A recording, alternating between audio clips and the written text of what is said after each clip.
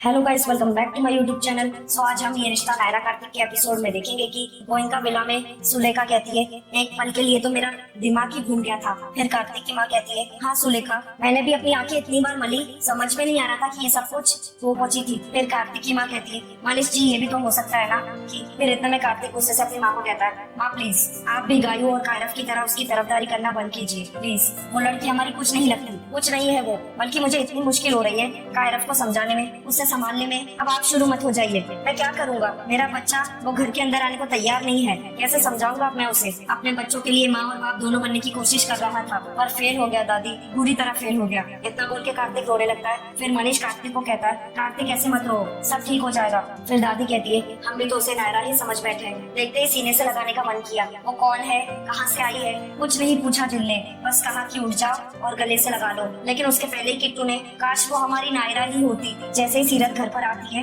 घर में अंधेरा होता है। फिर अचानक से लाइट जलती है और फिर मावड़ी सीरत के ऊपर फूल बरसाते हुए गाना गाने लगती है, हैप्पी बर्थडे का। फिर मावड़ी खुश होकर सीरत को गले लगा देती। फिर मावड़ी खुश होकर सीरत को कहती है, आज के बाद ना कहना चोरी कि थारा जन्मदिन मनोज है। आज तो खूब मजा आया ना हमारी लाडो ने। मावड़ी की बात सुनते ही सीरत वो उदयपुर रॉयल क्लब की बात याद करके उदास हो जाती है। फिर मावड़ी सीरत को कहती है, लग भी तो कितनी सुंदर रही थी चोरी, फोटो भेजी थी हमारे को रोहन ने। फिर अचानक से सीरत काफी उदास हो जाती है। फिर मावड़ी सीरत से पूछती है, सीरत क्या होया थारे को। सीरत अपने आंसू छुपाते हुए सीरत मावड़ी को झूठ बोलते हुए कहती है, कुछ ना मावड़ी, ये तो खुशी के आंसू है, कितना मजा चखा है ना आज हमारे को किस्मत ने। फिर मावड़ी सीरत से पूछती है, ये बोली छोरी। फिर सीरत मावड़ी को कहती है, हमारा मतलब बहुत मजा आया हमारे को, बहुत ही बढ़िया, बहुत ही यादगार जन्मदिन था हमारा। इतना बोल के सीरत मावड़ी को गले लगा लेती है। फिर सीरत कहती है, आत्मा खुश हो गई हमारी, अब तो जन्म जन्म तक जन्मदिन ना मनाना हमारे को। फिर मावड़ी सीरत से पूछती है, ऐसे कैसे ना मनाना, मैंने इतनी सारी तैयारी कर रखी है, जन्मदिन तो मनाना पड़ेगा छोरी। उधर गोयनका विला में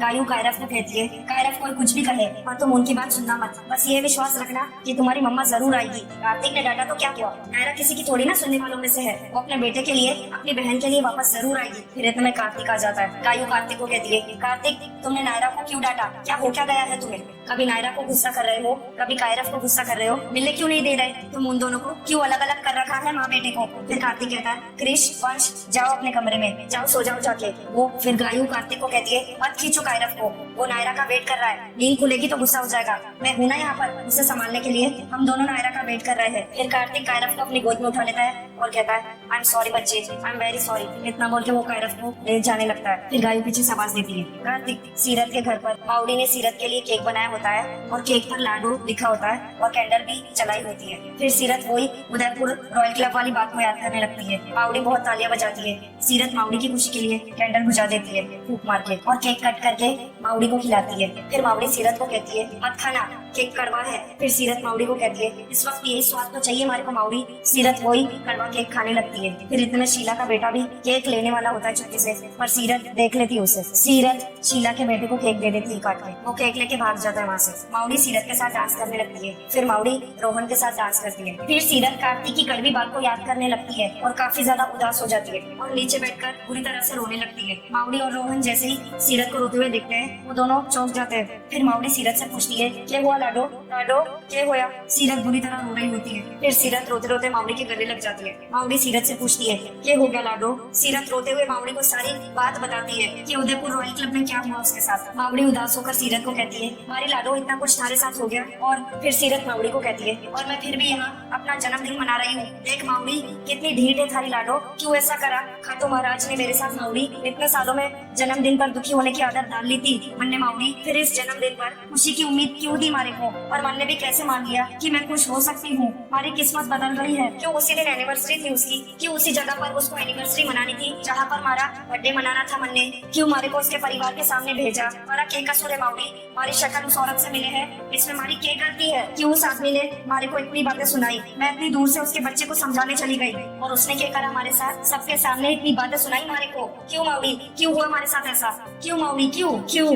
इतना बोल के सीरत रोने लगती है। फिर मावड़ी रोते हुए सीरत को कहती है, थारे इस क्यों का जवाब तो ना है हमारे पास, बस लाडो इतना जरूर जानू की खाटू महाराज तारे साथ कोई अन्याय ना होने देंगे। तू हीरा है हीरा, जिसने आज थारी कदर ना की वो बहुत पछतावेगा। रही बात उस बच्चे की, आज के बाद वो थारे सामने भी आ जावे ना, अपना रास्ता बदल लेना छोरी। हमारी लाडो को किसी की जरूरत ना है हमारे होते हुए, है ना लाडो। थारी माउडी है ना थारे साथ। माउडी की ये बात सुनकर सीरत रोते हुए माउडी को गले लगा लेती है। उधर गोइंका विला में कायरव रोते हुए कहता है, मम्मा मम्मा।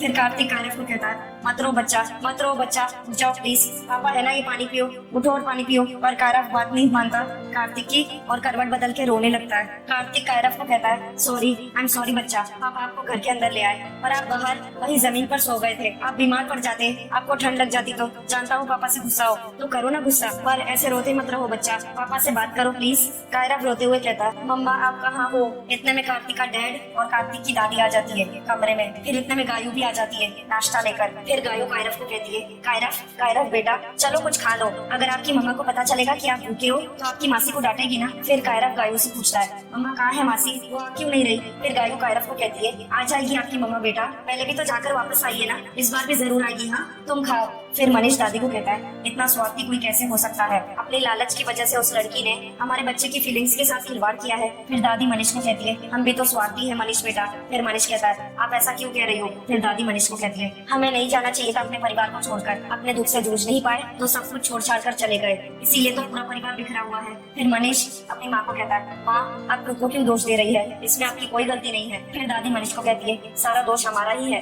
कायरव जिद करते हुए गायू को कहता है, मुझे मम्मा चाहिए, उनको कोई लाओ ना प्लीज, मासी दादू प्लीज मम्मा को ले आओ। फिर गायू कायरव को कहती है, हाँ बेटा हम आपकी मम्मा को लेकर आएंगे, जरूर लेकर आएंगे। फिर गायू कार्तिक को कहती है, कार्तिक तुम बोलो ना कार्तिक। फिर कार्तिक सीरत की बात को याद करने लगता है। अगली सुबह फिर इतने में दादी जैसलमेर सीरत के घर के इधर आ जाती है। फिर इतने में कार्तिक दादी को कॉल करता है और पूछता है, आप क्या जैसलमेर गई है उस लड़की से मिलने दादी। फिर दादी कहती है, हाँ। फिर कार्तिक गुस्से से दादी को कहता है, क्यों गई है आप वहाँ, क्यों मिल रही है आप उससे। फिर दादी कार्तिक को कहती है, जरूरी लगा हमें। फिर कार्तिक गुस्से से दादी को कॉल पर कहता है, कोई जरूरत नहीं है उससे मिलने की दादी, वो लड़की क्या लगती है हमारी, क्यों मिले हम उससे। फिर दादी गुस्से से कार्तिक को कॉल पर कहती है, हम उसके लिए नहीं गए हैं। फिर कार्तिक गुस्से से दादी से पूछता है, तो फिर किसके लिए गई है आप। फिर दादी कार्तिक को कॉल पर कहती है, सब कुछ तुम्हें बताना जरूरी है किट्टू, क्या हमें समझ नहीं है क्या सही है और क्या गलत है, तुम्हें जो ठीक लगा तुमने वो किया ना कायरव के लिए, तो अब हमें भी कोशिश करने दो। जब उस लड़की को देखा तब बच्चे की हालत समझ में आई, सिर्फ हमारे और तुम्हारे कहने से कैसे मान जाएगा। फिर कार्तिक गुस्से से दादी को कॉल पर कहता है, मेरे कहने से बदल जाता वो, मैं समझा देता अपने बेटे को,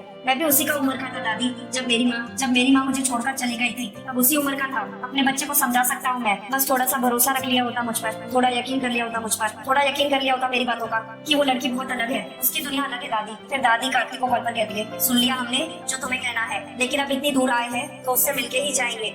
कायरव ने इतनी दूर हमें आश्रम में फोन करके बुलाया तो उसे ये तो नहीं लगना चाहिए ना कि परदादी ने उसके लिए कुछ भी नहीं किया, और हमें भी अफसोस नहीं रहना चाहिए कि हमने कोई कोशिश भी नहीं की। फिर कार्तिक दादी को कहता है कॉल पर, अगर उसने कुछ कह दिया आपको तो। फिर दादी कार्तिक को कहती है, कोई बात नहीं, अगर वो अलग तरह की है तो हम भी कुछ कम नहीं है, जो करने आए हैं वो करके ही जाएंगे, और हमें नहीं लगता कि वो हमें मना कर पाएगी। फिर इतने में कार्तिक कॉल कर देता है। फिर इतने में कायरव आ जाता है। जैसे ही कार्तिक सामने दिखता है, कायरव उसके सामने खड़ा होता है। सीरत के घर पर शीला खुद से ही बात कर रही होती है अकेले में। फिर इतने में माउडी कॉल पर बात करते हुए कहती है, बताए हमारे को डॉक्टर साहब, ज्यादा टाइम नहीं है हमारे पास, पर इतना कम भी ना है जो छोरी का प्यार ना देख सकूं, और रही ऑपरेशन की बात, वो तो मैं पहले ही मना कर चुकी हूँ, वो ना कराना है हमारे को। अब ये बताओ डॉक्टर जी कि आपसे मिलने कब आओ। फिर शीला खुद से ही कहती है माउडी को देखकर, ये किस डॉक्टर से बात कर रही है माऊ, जरा देखो तो क्या हो गया इसने। उधर माउडी कॉल पर बात कर रही होती है और शीला चुपकर कोने में खड़े रहकर उसकी सारी बातें सुन रही होती है। फिर इतने में शीला हॉस्पिटल का लिफाफा देखती है, वो उठा लेती है और वहाँ से चुपके से चली जाती है। फिर शीला खुद से ही कहती है, पहले वो उदयपुर ब्याह का ऑर्डर निपट जाए, फिर माऊ की रिपोर्ट लेकर जाऊंगी डॉक्टर से पूछने। फिर इतने में शीला जैसे ही भाग रही होती है,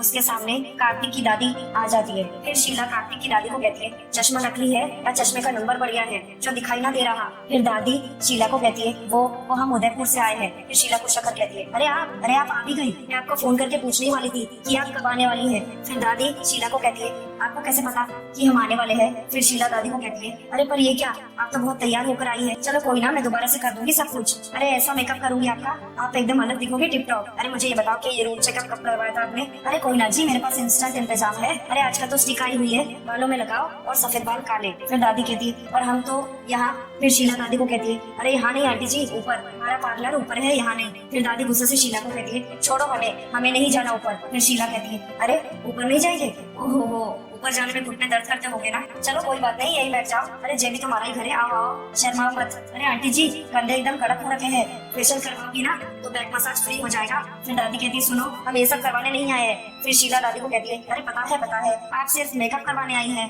पर क्या है ना आंटी जी, पैकेट सस्ता पड़ता है ना, मेरे पार्लर की सौगंध। अरे आपका ऐसा मेकअप करूंगी मैं कि सूरत चमक जाएगी आपकी। हाँ। फिर दादी गुस्से से शीला को कहती है सूरत नहीं सीरत चाहिए हमें, हम उसी से मिलने आए हैं। फिर इतने में सीरत गन्ने की जूस की मशीन चलाते हुए कार्तिक की कड़वी बातें याद कर रही होती है और बहुत ज्यादा गुस्से में होती है। फिर इतने में रोहन आ जाता है। सीरत रोहन को देखकर और ज्यादा गुस्सा हो जाती है। फिर सीरत गुस्से से रोहन को कहती है देख तू बात समझ मारी, वो होगा अपनी जगह ठीक, लेकिन इस वक्त हमारा दिमाग बिल्कुल ठीक ना है, अभी ना निकल ले। फिर सीरत गन्ने के जूस में नींबू निचोड़ के पी लेती है। फिर सीरत गुस्से से खुद से कहती है थारे को ऐसी की तैसी, कार्तिक गोइंगा। सो गाइस, आज का ये रिश्ता नायरा कार्तिक का एपिसोड यहीं पर समाप्त होता है। Thank you for watching.